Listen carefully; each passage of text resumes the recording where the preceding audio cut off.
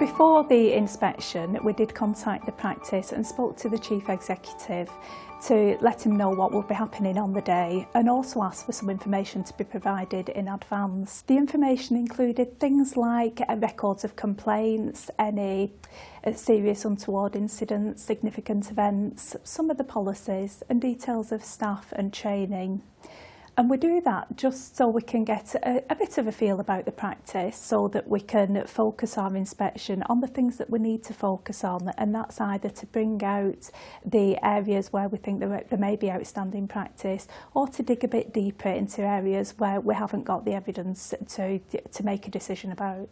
We've been preparing for CQC inspection for a number of years. We've been recruiting the right staff and putting in the right systems and processes so that we're able to offer excellent primary care to our patients.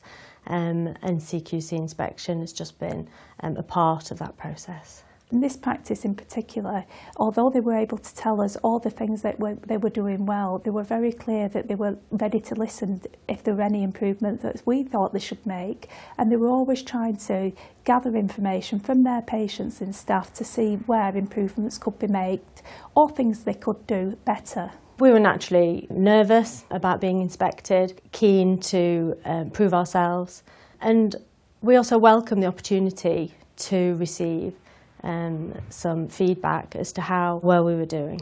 The inspection team for Salford Health Matters Eccles was myself as the lead inspector. We had a GP specialist advisor inspector and also a practice manager specialist advisor. The GP spent time speaking with the GPs and was able to look at all the clinical matters throughout the day.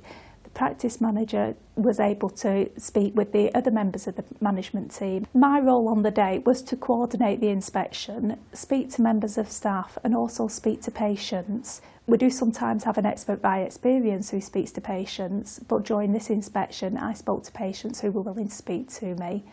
I also spoke to members of the patient participation group before the inspection over the telephone. The inspection itself was stressful, of course, but it was a great opportunity to be able to talk about what we've done, what we've achieved, and we were glad to have that opportunity to enter a dialogue with somebody who was really able to look at our systems and processes and the care we provide. We were delighted when we received an outstanding rating. The staff were very proud and we were pleased to be able to communicate that with all our partners. The advice I'd give for practices who are having a CQC inspection is to communicate with your inspector.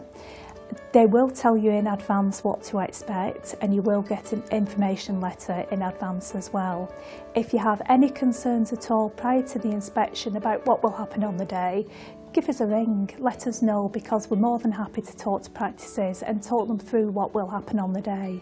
Having been through the process ourselves, I would recommend that other practices have safe, robust systems in place to ensure excellent primary care services to patients, and on the day to keep calm and carry on.